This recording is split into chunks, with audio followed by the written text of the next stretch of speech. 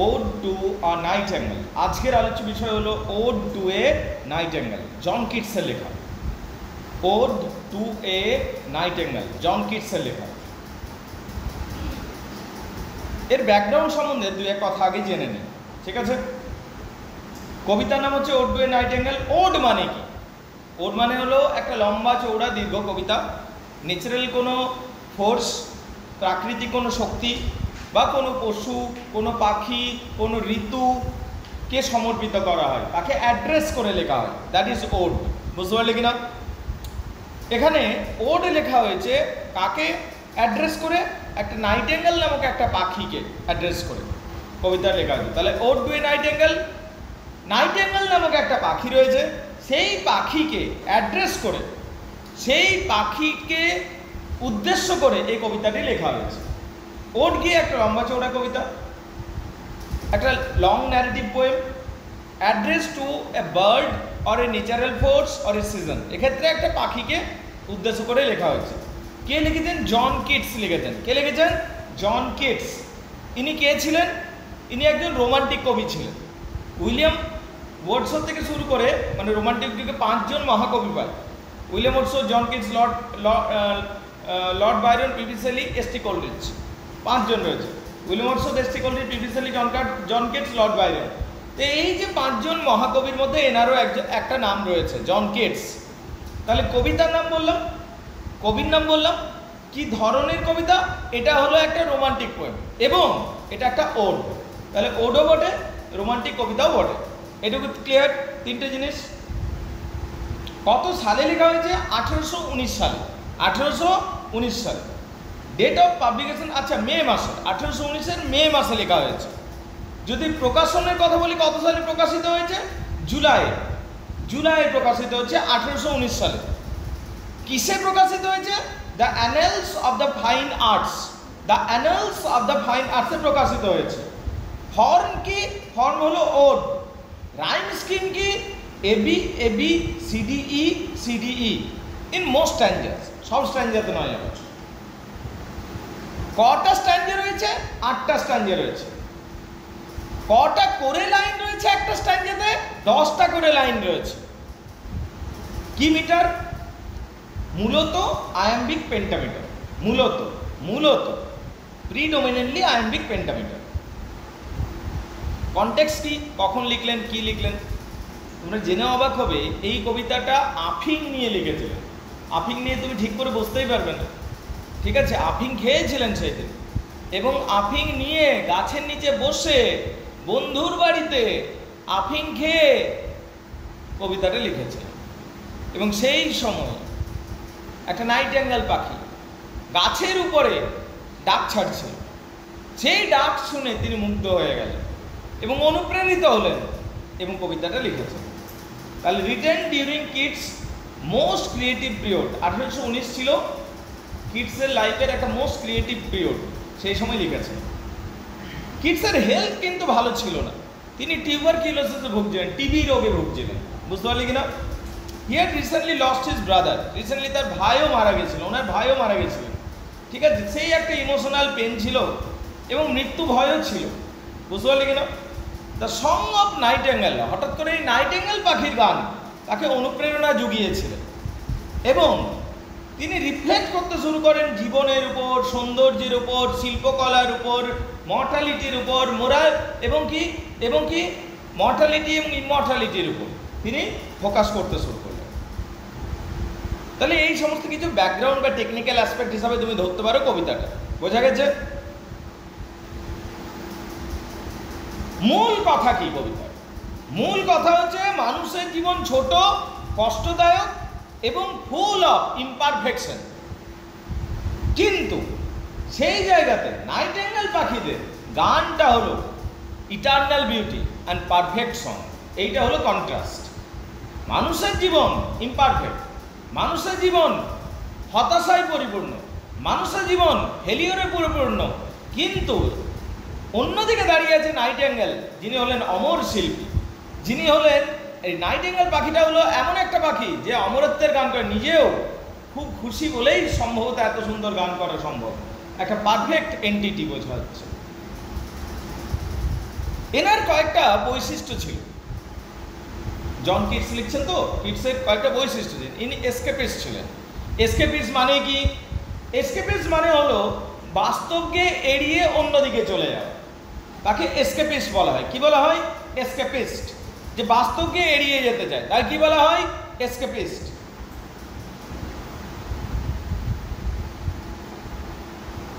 এই কবিতার মধ্যে ড্রিম এবং রিয়েলিটির মধ্যে কোনটা ড্রিম কোনটা রিয়েলিটি সেই জিনিসটা বুঝতে পারে। ড্রিম হচ্ছে সৌন্দর্যে পরিপূর্ণ, রিয়েলিটি হচ্ছে খানিকটা ভয়ঙ্করতায় পরিপূর্ণ। হার্টস রিয়েলিটি, সেই জন্যই কথাটা বেরিয়ে এসছে, তাই না?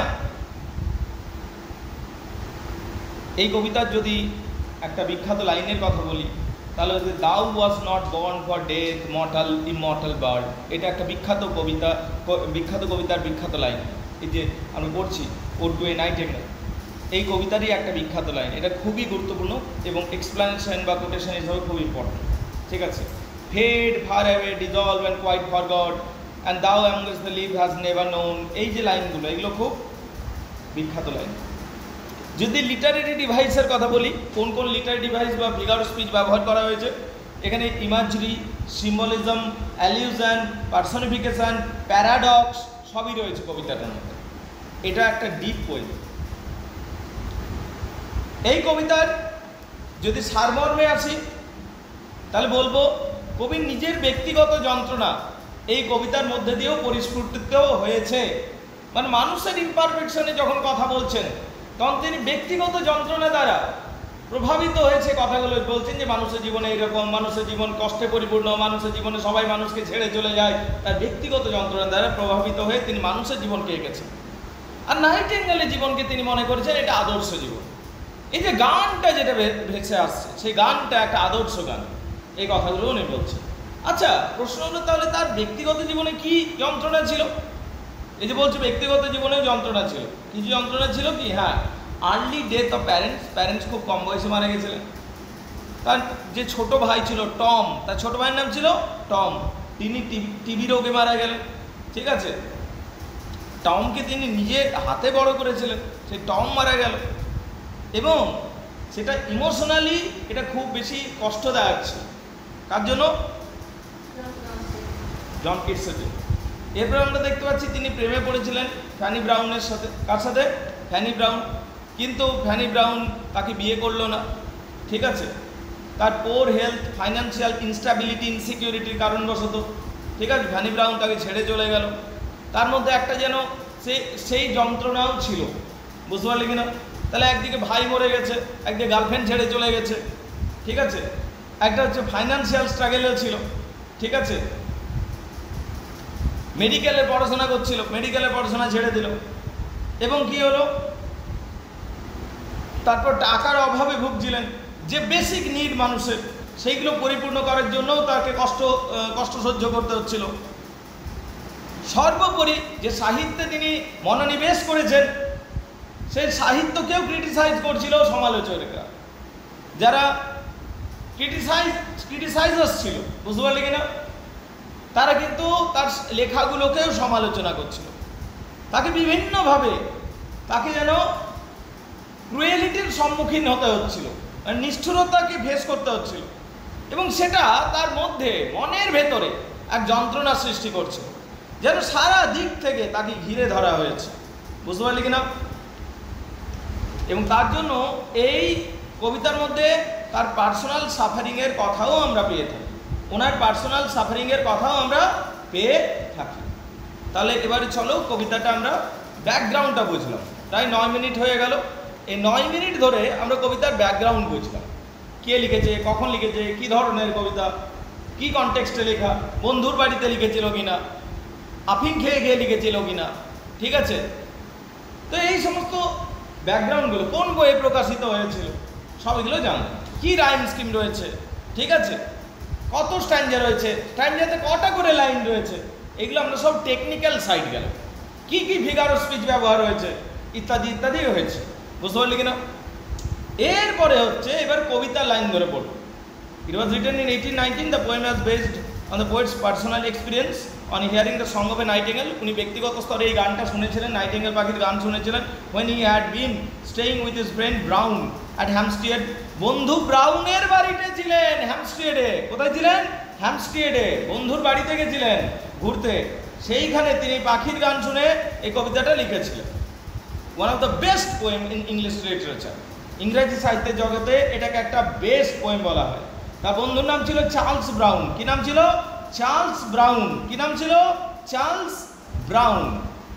এই কবিতাকে অনেকে ভূয়সী প্রশংসা করেছে এই কবিতাটা। তাহলে technical aspect completed within 10 minutes. এবার লাইন বাই লাইন আসলে সিচুয়েশনটা বোঝো।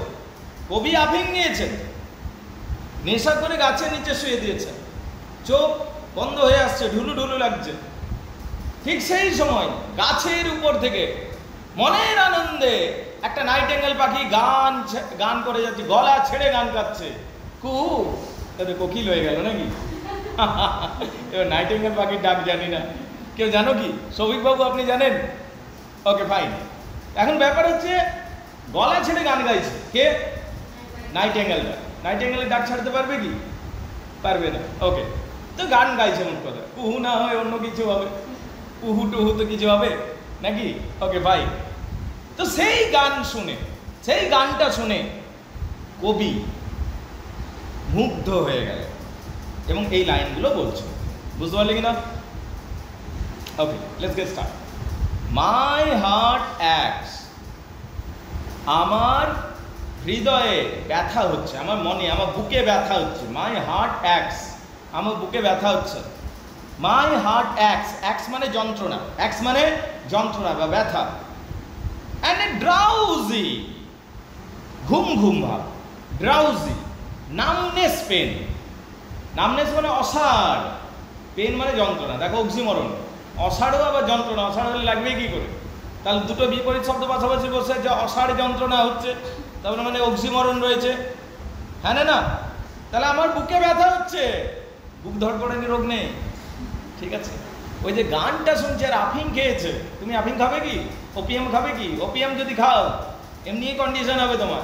বুঝতে পারলে কি না? তুমি সেকেন্ড কিডস হয়ে যেতে পারবে, লেডি কিডস হয়ে যেতে পারবে। বুঝতে পারলে কি না? তা আফিং নিয়েছে আর পাখির গান শুনছে। মাই হার্ট অ্যাক্স, আমার এতই আনন্দ হচ্ছে গানটা শুনে, গানটা শুনে আমার এতই আনন্দ হচ্ছে, আমি এত খুশি। যখন তুই বেশি খুশি হয়েছে, মানে আবেগের জোয়ার, ভালোবাসার জোয়ার, আনন্দের জোয়ার চলে এসছে, তোর হার্টও সেটাকে সহ্য করতে পারছে না, এত আনন্দ। ইতনা খুশি, ইতনা খুশি বলে না, সেই রকম। মাই হার্ট অ্যাক্স, আমার হৃদয়ে ব্যথা হচ্ছে। অ্যান্ড এ ড্রাউজি, একটা ঘুম ঘুম, তন্দ্রাচ্ছন্ন। নামনেস, নামনেস মানে অসাড়, ব্যথা হচ্ছে। পেইন মানে ব্যথা, ব্যথা হচ্ছে। প্রথম line clear? First line clear? প্রথম লাইনে কিছু সমস্যা? সমস্যা নেই তো? বাহ, ভেরি গুড। মাই সেন্স, আমার ইন্দ্রিয়গুলো, মাই সেন্স, অ্যাজ দো মানে যেন, আমার সেন্সগুলো যেন, of hemlock I had drunk, যেন আমি হেমলক পান করে নিয়েছি। আমি কি পান করে নিয়েছি? হেমলক। হেমলক কি রে? হেমলক একটা ভেষজ বিষ। সক্রেটিস নাকি গ্রিক মিথোলজি যে পড়ো জানতে পারবে, সক্রেটিস নাকি কম বয়সী ছেলে মেয়েদের বিপদে পরিচালিত করছিল, ধর্ম বিরুদ্ধ করছিল, তাই তাকে হেমলক দিয়ে মেরে ফেলা হয়েছিল। হেমলক হলো এক ধরনের পাতা, বিষাক্ত পাতা, সেটা খেলে মানুষ মরে যায়, সেই ভেষজ বিষ হলো হেমলক। তো সক্রেটিসকে বাধ্য করা হয়েছিল হেমলক পান করতে, মহান দার্শনিক সক্রেটিস। তখন থেকে ওই হেমলক কথাটা বিখ্যাত হয়ে গেছে। আমার মনে হচ্ছে যেন আমি হেমলক পান করেছি। এবং হেমলকের কোয়ালিটি হলো তুই আস্তে আস্তে আস্তে আস্তে আস্তে ঘুমিয়ে পড়বি, এবং এমন ঘুমিয়ে পড়বি আর উঠবিই না, ওইটা এই ধরনের বিষ। তা আমার মনে হচ্ছে আমি যেন হেমলক পান করেছি। আসলে হেমলক পান করেনি, আফিং খেয়েছে। বুঝতে পারলি কিনা? কি খেয়েছে? আফিং। তাহলে কি? মাই সেন্সেস, আমার ইন্দ্রিয়গুলো, অ্যাজ দো যেন, যেন, of hemlock I had drunk, যেন মনে হচ্ছে আমি হেমলক পান করিয়াছি। বুঝতে পারলি কিনা? দুটো লাইন পরিষ্কার। অর এমটাইড বা ঢেলে নিয়েছি, সাম ডাল ওপিয়েট টু দ্য ড্রেন, যেন ঢেলে নিয়েছি, এমটি করে নিয়েছি, এমটি করে নিয়েছি। সাম ডাল ওপিয়েট, কিছু আফিং, ওপিয়েট মানে আফিং, ওপিয়েট মানে আফিং, যেন কিছু আফিং ঢেলে নিয়েছি। টু দ্য ড্রেনস মানে মস্তিষ্কের, ব্রেনস নয় যদিও, ড্রেনস আছে মানে নিজের ভেতরে আমি যেন কিছু কি ঢেলে নিয়েছি, আফিং ঢেলে নিয়েছি। 1 মিনিট পাস্ট, 1 মিনিট পার হলো। কত মিনিট পার হলো? 1 মিনিট পার হলো। আর লিথি ওয়ার্ড দেখ, 1 মিনিট হলো আফিং খেয়েছে, তাতেই কি হাল দেখ। 1 মিনিট হলো, আর লিথি ওয়ার্ড, লিথি নদীর দিকে। লিথি কি নরকের নদী? 5টা নদী আছে, তার মধ্যে যে নদীটাতে মানুষ ডুব দিলে সবকিছু ভুলে যায় তাকে লিথি নদী বলা হয়, প্রধান নদী, বুঝতে পারলি কিনা? সেই লিথি নদীর দিকে যেন আমি এগিয়ে যেতে শুরু করছি, মানে আমি সব ভুলতে বসেছি, মানে আমি সব ভুলতে শুরু করেছি। This is not the envy of the happy lord. তবে তোমার খুশিতে জ্যালাস হয়ে, তোমার খুশিতে জ্যালাস হয়ে, ঈর্ষান্বিত হয়ে এইটা আমি করছি না, এইটা আমি করি। তোমার খুশিতে জ্যালাস হয়ে, তুই মদ কখন খাস, আফিং কখন খাস? 2টা সময় খাস, একটা হচ্ছে বিরাট আনন্দে বা বিরাট দুঃখে। তো তোমার মানে জ্যালাসিতে, তা আমি জ্যালাসিতে এটা করছি না, বরং তোমার আনন্দে আনন্দিত হয়ে আমি আফিং ঢেলেছি নিজের মধ্যে, বুঝতে পারলি কিনা? তাহলে it is not through envy, the envy of the happy lord. তোমার ওই খুশির অবস্থা থেকে আমি জ্যালাস ফিল করে এই আফিংটা খাইনি। তোমার ওই খুশির অবস্থা থেকে, হ্যাপি লর্ডটা থেকে, হ্যাপি লর্ড মানে খুশি অবস্থা, সেই খুশি অবস্থাটাতে দেখে জ্যালাস ফিল করে, ঈর্ষান্বিত হয়ে আমি এটা করেছি তা নয়। ঈর্ষান্বিত হয়ে আমি আফিং খাইনি, বরং কি বাট বিং টু হ্যাপি, কিন্তু বরং তোমার আনন্দে অতি আনন্দিত হয়ে, তোমার আনন্দে অতি আনন্দিত হয়ে, ইন দাইন হ্যাপিনেস, তোমার আনন্দে, দাইন হ্যাপিনেস মানে তোমার আনন্দে, পাখিটাকে বলছে তোমার আনন্দে অতি আনন্দিত হয়ে, টু হ্যাপিনেস যখন রয়েছে, তার জন্য এটা আমি করেছি। বলো, বুঝতে পারলে কিনা? দ্যাট দাও, তুমি, দ্যাট দাও, এখানে দাওটাকে পাখিটা, তুমি হলে লাইট উইঙ্গেড, হালকা ডানার, তুমি হলে হালকা ডানার, ড্রায়েড, ড্রায়েড মানে হচ্ছে, ড্রায়েড মানে হচ্ছে পরী। গ্রিক মিথোলজিতে, গ্রীসের পুরাণ যদি পড়ো, ওখানে যেমন দেব দেবীর কথা আছে, পরীদের কথা আছে, প্রভৃতিকে ড্রায়েড বলা হয়। তুমি হলে জঙ্গলের পরী, হালকা পাথার, হালকা পাখার বন পরী, বুঝতে পারলে কিনা? হালকা পাখার বন পরী। দ্যাট দাও, দাও মানে তুমি, লাইট উইঙ্গেড, তুমি হলে হালকা পাখার, ড্রায়েড পরী অফ দ্য ট্রিজ, যে গাছে জঙ্গলে থাকে, মানে বন পরী, তুমি হলে বন পরীর মতো। তাহলে এখানে যেন তুলনা করে দেওয়া হলো, পাখিটাকে বনপরী বলা হলো, একটা মেটাফর পাচ্ছি, কি পাচ্ছি? মেটাফর। পাখিটাকে পরীর সাথে তুলনা করা হলো, ড্রায়েড বলা হলো। ইউ তুমি, তুমি, ইউটা দেয়া নেই। ইন সাম মেলোডিয়াস প্লট, তুমি কোনো সুরের জায়গা থেকে তুমি গান গেয়ে যাচ্ছ। বল সুরের জায়গা আমার কি? একটা জায়গাতে গান আসছে, জায়গাটাকে সুরের জায়গা বলছে। যে জায়গাটা পাখিতে বসে গান গাইছে, সেই জায়গাটা থেকে, যে জায়গা থেকে পাখিটা বসে গান গাইছে, সেই জায়গাটাকে মেলোডিয়াস প্লট বলা হচ্ছে। যে জায়গা থেকে সুর ভেসে আসছে, গান ভেসে আসছে, সেই জায়গাটাকে কি বলবো? Melodious plot. জায়গাটা গান করছে না, জায়গাটাতে পাখিটা আছে আর পাখিটা গান করছে। স্যার এইটা বলতে হবে না, আমি বুঝি, জায়গা কি করে গান করবে, ঠিক আছে না, কবিতাতে সবই পসিবল, তো সেই জন্য বলে দিতে হচ্ছে। ইন সাম মেলোডিয়াস প্লট, তাহলে কি কোনো সুরের জায়গা থেকে ওই গানটা ভেসে আসছে, বুঝতে পারলি কিনা? মানে গাছের ভিতরে পাতার আড়ালে পাখিটা আছে, দেখতেও পাচ্ছিস না তুই, ওই ওই ওই জায়গা থেকে মনে হচ্ছে ওই মেলোডিয়াস প্লট থেকে গানটা ভেসে আসছে, এমনি বলছে। বলো, বুঝতে পারলি কিনা? Of beech and green, beech and green মানে সবুজ, একদম গাঢ় সবুজ। জায়গাটা কি? গাঢ় সবুজ। গাছটা যেটা ভিতরে, আরে প্রচুর পাতা, কোনখানে লুকিয়ে গান গাইছে, ও দেখতে পাচ্ছে না বেচারা। তারপর আফিং নিয়ে তুই সামনের লোকটাকে দেখতে পাবি না। তারপর তুই বলছিস গাছের ভিতর কোথায় পাখি বসে গান গাইছে, তাহলে তুই দেখতে পাবি না, ঠিক আছে। বিচ এন্ড গ্রিন, গাঢ় সবুজ। শ্যাডো নাম্বারলেস, অসংখ্য ছায়া রয়েছে। কি রয়েছে? অসংখ্য ছায়া জায়গাটাতে। সিঙ্গেস অফ সামার, এই গ্রীষ্মকালেও গান গাইছে, সিঙ্গেস গান গেয়ে যাচ্ছে। অফ সামার, গ্রীষ্মকালে, গ্রীষ্মকালে আনন্দে গান গেয়ে যাচ্ছে, কারণ ইংল্যান্ডে গ্রীষ্মকালটা বড়ই আনন্দদায়ক, তো গান গেয়ে যাচ্ছে। ইন ফুল থ্রোটেড ইজ, মনের আনন্দে গলা খুলে, গলা ঝেড়ে গান গাইছে মনের আনন্দে। ফুল থ্রোট ইজ, ইজ মানে আরামে, আর ফুল থ্রোট মানে গলা খুলে বা গলা ঝেড়ে গান গাচ্ছে। কবিতার প্রথম অংশ কমপ্লিটেড। দেখে নাও, কার কি অসুবিধা আছে বলো, সমস্যা থাকলে বলো, বোঝাবো, দেখে নাও। ওকে, দ্বিতীয় প্যারাতে আসছে। O for a draught of vintage. শোন, এই যে প্যারাটা আছে, দ্বিতীয় প্যারা, ফার্স্ট প্যারা ক্লিয়ার, দ্বিতীয় প্যারা, উপর প্যারার সাথে কোনো সম্বন্ধ নেই, ওই পাখিটার জন্য গান গাইছে। কিন্তু এইবারে কবি বলছে, কবির মনে হচ্ছে ইস যদি এই সময় মদ পেতাম না, এরকম সুন্দর গান শুনতে শুনতে মদ খেতে খুব ভালো লাগে, এইটা বলছে। কিন্তু মদটার কোয়ালিটি থাকতে হবে। তোকে যদি কোনোদিন মদ খেতেই হয় সবই, তাহলে কেমন মদ খাবি? Yes, the best. তো কবিও ওটা বলছে যে আমি মদ খাবো, এবং সেই মদটা কেমন হবে সেখানে তার কোয়ালিটিগুলো আমি বলছি। এখানে 5টা কোয়ালিটি বলা হবে মদের, তো 5টা কোয়ালিটি যেন থাকে, সেই রকম মদের আমি আশা করছি। বুঝতে পারলি কিনা? O for a draught of vintage, ও এক ফোঁটা মদের জন্য। O for a draught of vintage, ডট মানে কি জানে? পেয়ালা। মদ ঘর দেখবি পেয়ালা থাকে না, গোল মতো, সে রাজারা আগেকার দিনে খেত। O for a draught of vintage, vintage মানে পুরোনো মদকে ভিন্টেজ বলে, খুব দামি উন্নত মানের পুরোনো মদকে ভিন্টেজ বলে। ও এক পেয়ালা মদ, কি? ও এক পেয়ালা মদ। সামনে জুড়ে নাও আই ওয়ান্ট, কি জুড়ে নেবে? আই ওয়ান্ট, দেখো হালকা করে লেখাও আছে। I want a draught of vintage, আমি এক গ্লাস ভিন্টেজ চাই। এই যে ড্রট, ড্রট মানে গ্লাস, এক পেয়ালা, বুঝতে পারলে কিনা? I want a glass of vintage. I want a glass of vintage. Vintage মানে কি?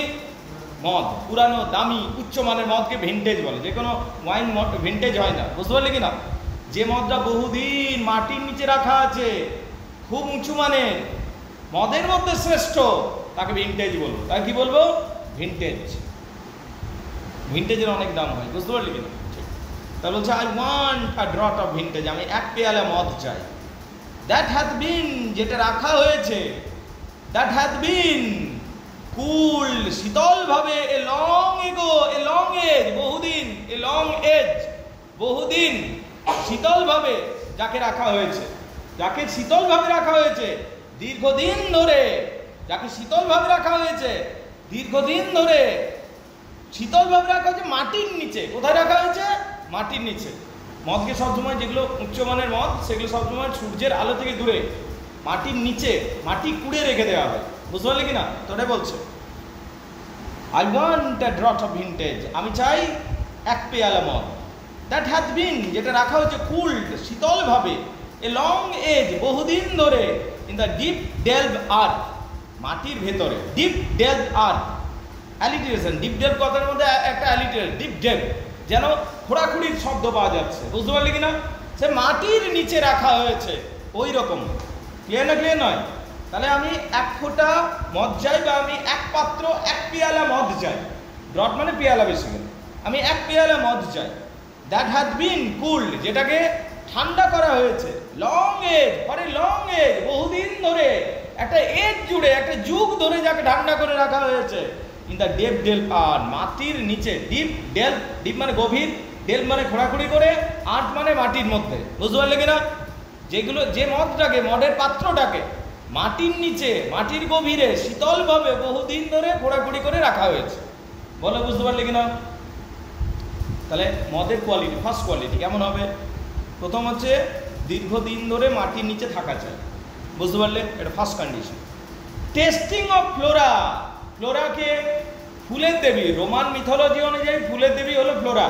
যে মদটাকে ফুলের দেবী ফ্লোরা টেস্ট করবে, মিথোলজি অনুযায়ী ফুলের দেবী ফ্লোরা শুধুমাত্র খুব উচ্চমানের মদকেই টেস্ট করে। তো এটা এমন মদ হতে হবে যেটা হচ্ছে ফুলের দেবী ফ্লোরা টেস্ট করবে। কে টেস্ট করবে? ফ্লোরা টেস্ট করবে। অ্যান্ড দ্য কান্ট্রি গ্রিন, এবং কান্ট্রি গ্রিন মানে সবুজ গ্রাম, সবুজ গ্রাম, বুঝতে পারলে কিনা? এবং সবুজ গ্রামে সেটা তৈরির সময়, শোনো, কিছু গ্রাম আছে যেখানে মদ তৈরিটা একটা ট্র্যাডিশন, একটা ফেস্টিভ্যাল।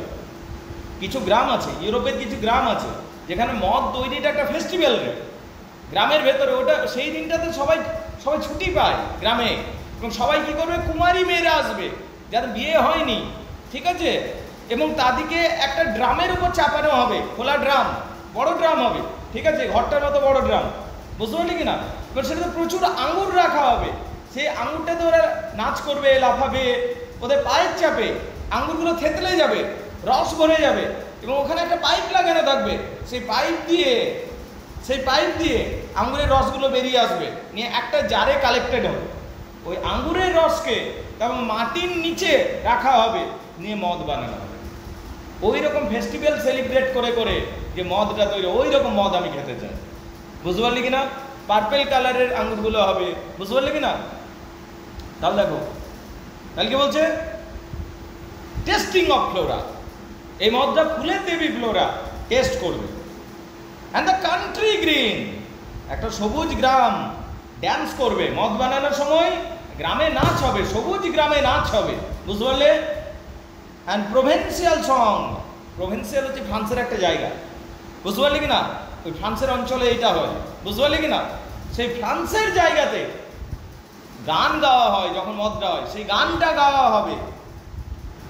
দ্য সানবার্ন মেড, এবং সানবার্ন মেড, এবং মেড মানে হচ্ছে আনন্দ, এবং সূর্যের আলোতে, সূর্যের রশ্মিতে বা সূর্যের উষ্ণতায় এই প্রসেসিংগুলো হবে, যেখানে আনন্দের সাথে সবাই অংশগ্রহণ করবে। তাহলে মদের কোয়ালিটি কি কি হতে হবে? মদের কোয়ালিটি, প্রথম কথা হচ্ছে বহুদিন মাটির নিচে থাকবে, 2 নম্বর ফুলের দেবী ফ্লোরা টেস্ট করবে, 3 নম্বর হচ্ছে গ্রামে নাচ গান, প্রভিন্সিয়াল সং এবং সানবার্ন মার্থের মাধ্যমে এই মদটাকে তৈরি করা হবে। আনন্দ করে করে সূর্যের মানে চড়া রোদ, তার মধ্যেও এই সমস্ত কিছু আনন্দের সাথে সাথে গান গেয়ে নাচ করে এই মদটা তৈরি হবে, খুশি খুশি, বুঝতে পারলে কিনা? O for a beaker full of warm south, oh for a beaker full of warm south, যেন একটা এক্সপ্রেশন আসছে, যেন এক্সক্লেমেশন, যে ওহ বলছে না প্রথম লাইনেও পেলাম, ওহ এই সেকেন্ড প্যারার প্রথম লাইনে, ওইগুলো এক্সক্লেমেশন, ওইগুলো হচ্ছে এক্সক্লেমেশন। মানে এখানে বলতে চাই যে I want a beaker full of warm south, আমি চাই একটা পাত্র, আই ওয়ান্ট আমি চাই আ বিকার, একটা পাত্র, বিকার মানে পাত্র, ফুল অফ ওয়ার্ম সাউথ, এই মদটাকে ওয়ার্ম সাউথ বলা হচ্ছে। কি বলা হচ্ছে? Warm south. আমি একটা পাত্র চাই, যে পাত্রটা এইরকম মদে কানাই কানাই পূর্ণ থাকবে। বলো, বুঝতে পারলে কিনা? আমি একটা পাত্র চাই, আমার সেই পাত্রটা পাওয়ার জন্য একটা মনে আকাঙ্ক্ষা জাগছে, ওহ যদি এইরকম মদ পেতাম না, এইরকম ব্যাপারটা আসছে ওহ কথাটার মধ্যে দিয়ে, মানে I want a beaker full of warm south, বুঝতে পারলি কিনা? Full of the true the blushful hypocrite, এবং ফুল অফ ট্রু, এবং ইট ইজ, এই যে মদটা যেটা হবে সেটা ফুল অফ ব্লেসফুল হিপোক্রিট। ব্লেসফুল মানে কি? লাল রঙের, ব্লেসফুল মানে ডিপ লাল, বুঝতে পারলি? হিপোক্রিট মানে অনুপ্রেরণার ঝর্ণা। আসলে গ্রিক মিথোলজিতে বলা হয়েছে যে একটা ঝর্ণা আছে, সেই ঝর্ণাতে একটা মিথোলজিক্যাল প্রাণীর রক্ত মিশে যায়, এবং সেই ঝর্ণা অনুপ্রেরণার রক্তে পরিণত হয়েছিল, বুঝতে পারলে কিনা? সম্ভবত প্রাণীটা প্যাগাসাস ছিল, বুঝতে পারলে কিনা? প্যাগাসাসের রক্তে সেটা অনুপ্রেরণার ঝর্ণায় পরিণত হয়, সেটাকে হিপোক্রিন বলা হচ্ছে। সেটা কি বলা হচ্ছে? হিপোক্রিন হচ্ছে অনুপ্রেরণার ঝর্ণা। এবং এটা ব্লাসফুল যেটা আছে সেটা হচ্ছে রেড, লাল রং, ডিপ লাল রংকে ব্লাসফুল। তাহলে এই যে মদটা যেটা হবে সেটা হচ্ছে ডিপ লাল রঙের হবে, এবং ঠিক যেন অনুপ্রেরণার ঝর্ণার মতো। কিসের মতো? অনুপ্রেরণার ঝর্ণার মতো। বলো, বুঝতে পারলে কিনা? উইথ বিডেড বাবলস, এবং এটা এতই পিওর মদ যেখানে বাবলস উঠবে। বাবলস মানে বুঝিস কি? বুদবুদ, আর যেটা ফুটেও যাবে সঙ্গে সঙ্গে, বুঝতে পারলে? কোল্ড ড্রিঙ্কস যেমন হয়, তা বাবলস হবে যেটাতে, আর বিডেড বাবলস, এবং সেই বাবলসগুলো ফুটবে, বিট ছোট ছোট ছোট ছোট গুড়ি গুড়ি বাবলস হবে, বিডেড বাবলস। উইঙ্কলিং অ্যাট দ্য বিম, এবং উইঙ্কলিং মানে কি? পিপিং, উকি মারবে কানায় কানায়, বাবলসগুলো যেন উকি মারবে, উপচে পড়বে, বুঝতে পারলে কিনা? উইঙ্কলিং বলছে। অ্যাট দ্য ব্রিম মানে কানায় কানায়, বুঝতে পারলে কিনা? তাহলে মদটা কেমন হবে? পার্পল কালারের হবে, এবং মদটা কেমন হবে? বাবলস থাকতে হবে। বাবলস তখনই পসিবল যখন ওটা পুরোপুরি, ওটার মধ্যে গাঢ় মদটা রয়েছে, বুঝতে পারলে কিনা? এবং ওয়াইনে তখনই ওই বাবলসটা তৈরি হবে, বুঝতে পারলে কিনা? মানে accurate and very perfect wine, তখন ওই বাবলসগুলো হয়। আর পার্পেল স্টেন মাউথ, ওটা খেলেই মুখটা পার্পেল হয়ে যাবে। স্টেন মানে দাগ, মুখে পার্পেল দাগ পড়ে যাবে। বুঝতে পারলেন? ওই মদটা এতই সুন্দর, এতই ভালো, এতই উৎকৃষ্ট যে খাওয়া মাত্র মুখটা পার্পেল হয়ে যাবে। বুঝতে পারলে কিনা? দ্যাট আই মাই ড্রিঙ্ক, তাহলে হয়তো বা অমনি মদ আমি খাবো। দেন আই মাই ড্রিঙ্ক, তাহলে ওই মদ আমি হয়তো খেয়ে দেখতে পারি। আর লিভ দ্য ওয়ার্ল্ড আনসিন, তারপর এই পৃথিবীটাকে সকলের মানে না দেখা অবস্থায়, আনসিন না দেখা অবস্থায় আমি ছেড়ে চলে যাব। আমার আর কাউকে কিছু বলবার নেই। এরকম যদি মদ পেয়ে যাই এই মুহূর্তে, আমি এইরকম মদ খেতে খেতেই চলে যাব। বুঝতে পারলে কিনা? তাহলে দ্যাট মাইট আই ড্রিঙ্ক, এইরকম মদ থাকলে আমি এই মদটা খাবো। And leave the world unseen, এবং সারা পৃথিবীকে আমি ছেড়ে দিয়ে চলে যাব অদৃশ্য অবস্থায়। বুঝতে পারলে কিনা? সারা পৃথিবীকে আমি ছেড়ে দিয়ে চলে যাব অদৃশ্য অবস্থায়। দ্যাট আই মাই ড্রিঙ্ক, এইরকম মদ হয়তো বা আমি পান করবো। হয়তো বা কথাটা দিয়ে যায়, মাস্ট বলেনি কিন্তু, হয়তো বা এইরকম এত হাই কোয়ালিটি যদি ওয়াইন থাকে তাহলে হয়তো বা আমি সেটাকে পান করবো। And leave the world unseen, সারা পৃথিবীকে সকলের অচক্ষে আমি ছেড়ে দিয়ে চলে যাব। অ্যান্ড উইথ দি, তোমার সাথে, দি মানে ইউ, তোমার সাথে, ফেড অ্যাওয়ে, আমি হারিয়ে যাব, চলে যাব, দূরে চলে যাব, ফ্যাকাসে হয়ে যাব। এসকেপিজম দেখতে পাচ্ছিস, কিডসের এসকেপ। কঠিন লাগছে জীবনটাকে, চল পালিয়ে যায়। সামনে পরীক্ষা, পড়তে ভালো লাগে, চো সিনেমা হল, ঠিক আছে, কল্পনা জগতে 5 ঘন্টা কাটিয়ে দিই, ঠিক আছে। ওটা কিডসও তাই করছে, যাই লাইফ যন্ত্রণাগ্রস্ত, তাই চল সিনেমা হলে ঢুকে দেয়। কোনটা সিনেমা হল? তার কল্পনার জগতে ঢুকে যাচ্ছে, আফিং নিয়ে কল্পনার জগতে ঢুকে যাচ্ছে। Overlooking the practicality. তাহলে এসকেপিস্ট ছিলেন ইনি, কি ছিলেন? এসকেপিস্ট ছিলেন। তাহলে that I might drink and leave the world unseen, আমি হয়তোবা, তাহলে আমি হয়তোবা এই পৃথিবীটাকে সকলের অচক্ষে ছেড়ে দিয়ে চলে যেতে পারি। আর উইথ দি, তোমার সাথে, ফেড অ্যাওয়ে, ফ্যাকাসে হয়ে যাব, ইনটু দ্য ফরেস্ট ডিম, ওই গভীর জঙ্গলের মধ্যে। ডিম ফরেস্ট মানে গভীর জঙ্গল, যে গভীর জঙ্গল থেকে তুমি গান গাইছো, সেই গভীর জঙ্গলে আমি তোমার সাথে ফ্যাকাসে হয়ে যাব। মানে গভীর যেন একটা ইচ্ছা দেখতে পাচ্ছি যে এই পৃথিবীতে আমি আর ফিরে আসতে চাই না, আমি চলে যাব। কারণ পৃথিবীটা খুব যন্ত্রণা নয়, বরং তোমার জগৎটাই খুব সুন্দর, পারফেক্ট ওয়ার্ল্ড। আমি সেই জগতে ঢুকতে চাই। এই ইন্টেন্সিটিটা, এই ইন্টেনশনটা তার মধ্যে দেখতে পাচ্ছি। বলো, বুঝতে পারলে কিনা? 2 নম্বর প্যারাও কমপ্লিট। দেখে নাও, কবিতার মধ্যে প্রচুর সেন্সুয়াসনেস রয়েছে। কিডস প্রচুর সেন্সুয়াস কবি ছিলেন। বুঝতে পারলে কিনা? সেন্সুয়াস ব্যাপারটা হচ্ছে মেন্টাল অ্যাক্টিভিটি, যেটা আমাদের ফিজিক্যাল অ্যাক্টিভিটিকে প্রভাবিত করে বা ফিজিক্যাল সেন্সকে জাগরিত করে। পঞ্চ ইন্দ্রিয় দ্বারা আমরা অনেক কিছু দেখছি, ফিল করছি, সেইগুলো তার খুব বেশি অ্যাক্টিভ ছিল পঞ্চ ইন্দ্রিয়গুলো। কার? কিডসের। এই পর্যন্ত আগে দেখে নাও, আর কি অসুবিধা আছে বলো? পরীক্ষাতে এই প্রশ্ন আসতে পারে যে মদের যে 5টা কোয়ালিটি আছে, সেই 5টা কোয়ালিটি কী কী? কেমন মদ খেতে চাই ও? হ্যাঁ, ডিপ ডেপথ আর্থ হবে, পার্পল কালার হবে, ভিনটেজ হতে হবে, ওটাই উন্নত মানের মদ। আর বাবলস কানায় কানায় থাকবে, পার্পল কালার, যেন মুখটা পার্পল হয়ে যায় পুরো। তারপর হ্যাঁ, তারপর ব্ল্যাসফুল হিপোক্রিনের মতো হবে, ঠিক আছে, একদম অনুপ্রেরণা দিতে পারবে ওই মদটা খেয়ে, ঠিক আছে। এবং সেইটা বানানোর সময় একটা গ্রাম, পুরো গ্রাম জুড়ে সেলিব্রেশন হয়েছে, রৌদ্রের আলোর মধ্যে ওরা সমস্ত কিছু বানিয়েছে, এই সমস্ত কিছু হবে। বুঝতে পারলি কিনা? সেকেন্ড প্যারা পর্যন্ত হয়ে গেল। দেখে নাও কার কী অসুবিধা আছে, অবশ্যই বলো। দেখে নাও, থার্ড প্যারাতে আসছি, সেকেন্ড প্যারা পর্যন্ত দেখে নাও।